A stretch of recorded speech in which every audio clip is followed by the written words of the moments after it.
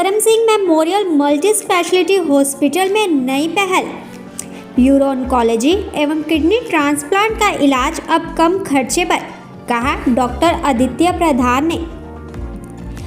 दिल्ली स्थित वेंकटेश्वर हॉस्पिटल व अमृतसर के करम Singh memorial multi speciality hospital ने संयुक्त रूप से यूरो ऑन्कोलॉजी और किडनी ट्रांसप्लांट ओपीडी शुरू की है, जिसमें दिल्ली वेंकटेश्वर हॉस्पिटल से डायरेक्टर एवं एचओडी यूरोलॉजी, यूरो ऑन्कोलॉजी एवं किडनी ट्रांसप्लांट रोबोटिक सर्जन के प्रमुख डॉक्टर आदित्य प्रधान ओपीडी शुरू करेंगे। प्रेस वार्ता में डॉक्टर आदित्य प्रधान ने कहा कि अमृतसर शहर वासियों को अब किसी भी किडनी से संबंधित सर्जरी के लिए शहर से बाहर नहीं जाना पड़ेगा, बल्कि इस विशेष ओपीडी के जरिए ये सुविधा शहर में ही उपलब्ध करवाई जाएगी। उन्होंने कहा कि गंभीर बीमारियों के कारण शरीर के मुख्य अंग जैसे किडनी इत्यादि खराब हो जाते हैं और ऐसी स्थिति में ट्रांसप्लांटेशन को जीवन बचाने का विकल्प माना जाता है। उन्होंने कहा कि जनता में जागरूकता की कमी, सही ट्रांसप्लांट सुविधाओं तक पहुंचने की कमी होने के कारण बड़ी गिनती में मरीज विकल्प ढूंढने में असमर्थ रह जाते हैं। इसी को ध्यान में रखते हुए शहर में किडनी ट्रांसप्लांट के मरीजों के लिए विशेष सुविधा करम Singh memorial multi speciality hospital में मुहैया करवाई जा रही है। उन्होंने कहा कि इस सुविधा में मरीजों को स्थिति के अनुसार ओपन कट, लैप्रोस्कोपी और रोबोटिक सर्जरी के जरिए कम खर्चे पर इलाज मुहैया करवाया जा रहा है, जिसका जनता लाभ ले सकती है। वेंकटेश्वर हॉस्पिटल जैसे अभी आपने सुना होगा, so this is a tertiary care multi speciality hospital, जहाँ पे मैं और मेरी टीम ने अभी रिसेंटली वी हैव जॉइंड, और हमारा काम दो मेन एरियाज़ में होगा जहाँ पे फोकस होगा हमारा। एक तो है किडनी ट्रांसप्लांट के जो सर्जरीज का काम होगा, और दूसरा है कैंसर्स, और वो भी specifically euro oncology, urological cancer, जो कैंसर होते हैं किडनी, ब्लैडर और प्रोस्टेट, ये तीन कैंसर्स का इलाज हम लोग बेसिकली फोकस करते हैं। तो इन चीज़ों के बारे में थोड़ा सा संक्षिप्त में बताऊंगा। फर्स्ट इज़ कैंसर के लिए, तो हम लोगों का कैंसर में काम जो होता है वो तीन हिस्सों में होता है। एक होता है सर्जरी, दूसरा होता है रेडिएशन, और तीसरा होता है कीमोथेरेपी। तो तीनों सुविधाएं हमारे पास होनी ज़रूरी है। When you can call your self a cancer centre. सिर्फ मैं सर्जरी करता हूँ और मैं कैंसर हॉस्पिटल चलाता हूँ, ये बात तो है ही नहीं, क्योंकि किसी भी मरीज़ के इलाज में आपको तीनों चीज़ों की ज़रूरत होती है। किसी में पहले आपने सर्जरी की या किसी में पहले आपने कीमो किया, लाइक दैट। खास बात अभी वेंकटेश्वर की मैं अगर बात करूँ, वेंकटेश्वर हॉस्पिटल की, कि अभी रिसेंटली इन्होंने जो सबसे नया रोबोट सिस्टम ख़रीदा है वो ह्यूगो रोबोट है। इसका नाम ह्यूगो, अमेरिका की कंपनी है, मेट्रॉनिक्स नाम की बहुत बड़ी प्रसिद्ध कंपनी है। इस कंपनी का ये ह्यूगो रोबोट इन्होंने अभी एक्वायर किया। एंड आपको ये इंटरेस्टिंग एक बात बताऊँ तो एंटायर नॉर्थ इंडिया में ये एक ही हॉस्पिटल है जहाँ पे ये मशीन लगी है, और कहीं पे लगी नहीं नॉर्थ इंडिया में। बाकी दो सेंटर्स है, एक चेन्नई में और एक हैदराबाद में। बाकी किसी के पास ये रोबोट है नहीं। तो ये रोबोट, और आपने शायद किसी डॉक्टर्स के मीटिंग्स में सुना होगा दा विंची रोबोट, जो पहले का रोबोट है। थोड़ा फ़र्क है दोनों में, काम वही करता है, लेकिन इस रोबोट में एक फ़ायदा मेन है कि आप उसके कंपोनेंट्स को जैसे चाहो वैसे यूज़ कर सकते हो। ये ज़रूरी नहीं है कि आपको हर एक आइटम को उसको आजमाना है। मॉड्यूलर सिस्टम ऑफ रोबोट कहते हैं उसको, ये मॉड्यूलर सिस्टम है। दूसरी बात है कि इसमें इसके आर्म्स जो है, उसकी जो सर्जिकल आर्म्स हैं वो थोड़े से ज़्यादा एडवांस्ड है compare to the earlier robot जो डावी। वजह से एक फ़ायदा ये होता है कि आप जब ये काम करते हो, so you can do it at a lesser cost.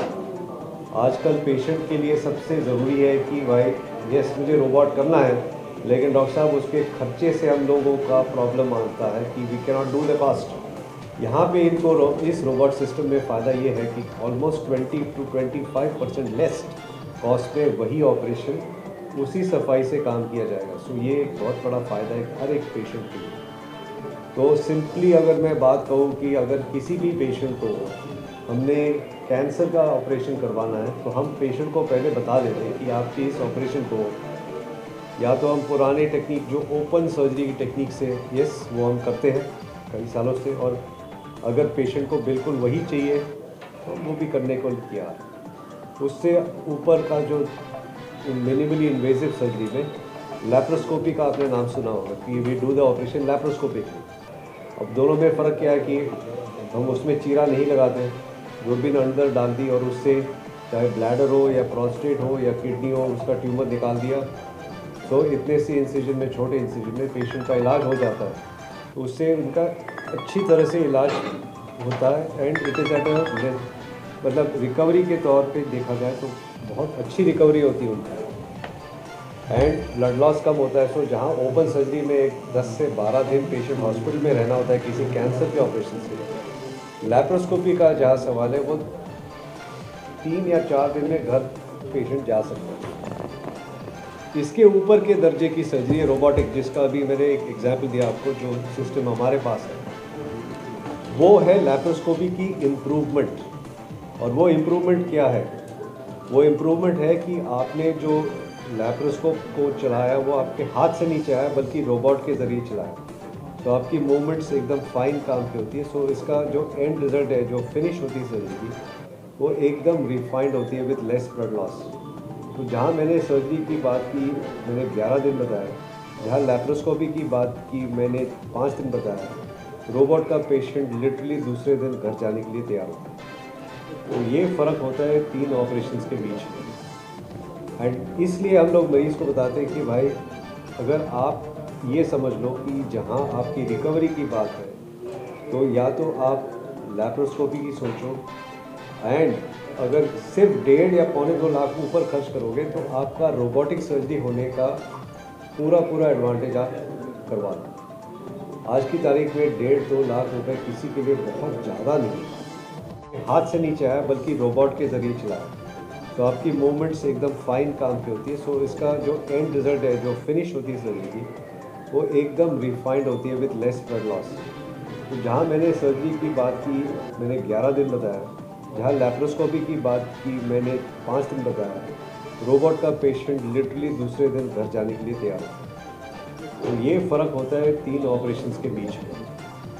And इसलिए हम लोग मरीज़ को बताते हैं कि भाई अगर आप ये समझ लो कि जहाँ आपकी रिकवरी की बात है तो या तो आप लैप्रोस्कोपी की सोचो, एंड अगर सिर्फ 1.5 या 2.25 लाख ऊपर खर्च करोगे तो आपका रोबोटिक सर्जरी होने का पूरा एडवांटेज आप करवा लो। आज की तारीख में 1.5-2 लाख रुपए किसी के लिए बहुत ज़्यादा नहीं है। जब आप सोचते हो कि इसकी एडवांटेजेस इतने हैं कि आप 2 दिन में आप घर जा रहे हो, 10 दिन में आप अपने काम लग जाओ, आपको महीने घर में रहने की ज़रूरत नहीं है। ये सेविंग्स गिनोगे तो जो इनिशियल आपकी कॉस्ट रही है ट्रीटमेंट की वो पूरी तरह ऑफसेट हो जाती है, आपका पूरा उसका फ़ायदा होता है। तो ये है बेसिकली रोबोटिक सर्जरी का एडवांटेज, जहाँ पे हम लोग कैंसर्स का ऑपरेशन करते हैं। तो डेफिनेटली हम लोग पेशेंट को एडवाइस करते हैं कि आप इसके बारे में सोच। बाकी इंडिविजुअल पेशेंट्स की बात होती है, कोई अपने फ्रेंड्स या रिलेटिव से सुनी हुई बातें कि नहीं मुझे वो पुराना ओपन टेक्निक ही चाहिए, तो हम लोग ठीक है आप आइए और हम वही चीज़ करेंगे जो आप चाहते हो। लेकिन आज की तारीख में the trend is robotic surgery, right. Next मुद्दा है ट्रांसप्लांट। ट्रांसप्लांट में हम लोग जो किडनी ट्रांसप्लांट का ऑपरेशन करते हैं, इंडिया में मोस्टली होता है लाइफ रिलेटेड ट्रांसप्लांट, मतलब कि आपके फर्स्ट डिग्री रिलेटिव्स ने आपको किडनी दे दी। फर्स्ट डिग्री रिलेटिव मतलब है पेरेंट्स, या तो आपके सिबलिंग्स मतलब भाई बहन, आपके बच्चे या आपकी स्पाउस। इसके अलावा कोई भी आपका रिलेटिव नहीं है। हमारे ख्याल में आप मेरे मामा हाँ मेरे रिलेटिव है, मेरे चाचा यस मेरे रिलेटिव है, लेकिन कानून के तौर पे ये आपके रिलेटिव नहीं माने जाते ट्रांसप्लांट लॉ के अंदर। तो एक तो मुद्दा होता है डोनर सिलेक्शन में रिलेटिव होना चाहिए। दूसरा होता है कि वो पेशेंट जो डोनर जिसका होना है उनके ब्लड ग्रुप्स मैच होने चाहिए। अनमैच्ड ब्लड ग्रुप्स के ट्रांसप्लांट होते हैं, हम लोग रेगुलरली करते हैं, लेकिन वो थोड़ा कॉम्प्लिकेटेड मामला है। क्या होता है कि जो टोटल ट्रांसप्लांट की कॉम्प्लेक्सिटी बढ़ जाती है। जहाँ सिंपल ऑपरेशन होना है वहाँ पे आपको 15 दिन पहले से ये सब स्टार्ट करना है। नेक्स्ट प्रॉब्लम होती है कि उसके कॉस्ट बढ़ जाते हैं। सो ABO इनकम्पैटिबल या blood group non compatible transplants को हम करते हैं जब किसी और डोनर का पेशेंट के पास कोई भी साधन नहीं है। एक तीसरा टाइप ऑफ डोनर हम लोग कभी कभी करते हैं, जिसके बारे में ब्रीफली आपके बताया कि स्वैप ट्रांसप्लांट, कि एक कपल है, हस्बैंड वाइफ है या ब्रदर टू सन ब्रदर्स है, जिसके ब्लड ग्रुप मैच नहीं हो रहे, और एक दूसरी तरफ भी एक परिवार ऐसा ही है लेकिन आपस में उनके ब्लड ग्रुप्स मैच होते हैं। तो एक परिवार का डोनर दूसरे को किडनी दे रहा है और इस परिवार का डोनर इसको दे रहा है, तो दोनों के ट्रांसप्लांट मैच ब्लड ग्रुप में हो जाते हैं। तो इसको स्वैप ट्रांसप्लांट कहते हैं और हम लोग वो करते हैं। ट्रांसप्लांट के टाइम हम लोगों की एक तो डोनर सिलेक्शन होती है, दूसरी तरफ रेसिपिएंट की हम लोग तैयारी करते हैं। नॉर्मली ट्रांसप्लांट के लिए हमें ऑपरेटिव टाइम लगता है अबाउट 3 आवर्स, और उसके बाद सर्जरी के बाद 1 हफ्ते के ICU स्टे में पेशेंट घर चले जाते हैं। एंड आफ्टर दैट पेशेंट को हम लोग डोनर को एज सच कोई दवाइयाँ नहीं देते, सिर्फ रेसिपिएंट्स की दवाई यस वो लाइफ लॉन्ग है। अब these treatments are available with us, हम लोग कर रहे हैं। हमारा यहाँ का मकसद यही है कि पेशेंट्स को समझाएं, उनकी यहाँ पे हम लोग इनिशियल ट्रीटमेंट काउंसलिंग करें। जिस पेशेंट का अगर छोटी मोटी सर्जरीज है तो हम यही करेंगे इसी हॉस्पिटल। अब ऑब्वियसली मेजर सर्जरीज ट्रांसप्लांट के लिए वो दिल्ली आएंगे, और जब हम मैं यहाँ आऊँगा ओपीडी में तो इनका मैं फॉलोअप रखूँगा ताकि पेशेंट की कंटिन्यूटी रहे। तो अक्सर पेशेंट झिझकता है इसे यहाँ पे आके ट्रीटमेंट के लिए कि मैं दिल्ली जाऊँ, उसके बाद वापस मुझे फॉलोअप के लिए आना है तो इतनी दूर वापस आना पड़ेगा। सो वो चीज़ें नहीं होगी, हम खुद ही यहाँ आ गए, पीरियडिकली इनका फॉलोअप यही होगा। दूसरी बात है, डॉक्टर कमल खुद इतने सीनियर यूरोलॉजिस्ट हैं, अगर छोटी मोटी चीज़ें तो कमल एंड हिज टीम आराम से इसको यहीं पे मैनेज करेंगे। तो इस हिसाब से हम लोगों ने ये सब एक्टिविटी प्लान की है। और मेरे बगल में अभी मिस्टर अखिलेश है, ये हमारे ही हॉस्पिटल के रिप्रेजेंटेटिव है। आपके बगल के होशियारपुर गांव में उनका ठिकाना है, तो उनका भी आना जाना रहेगा ताकि पेशेंट को एक कांटेक्ट पॉइंट हॉस्पिटल का डायरेक्टली यहीं पे आपके पास मौजूद है। तो that's all I have to से।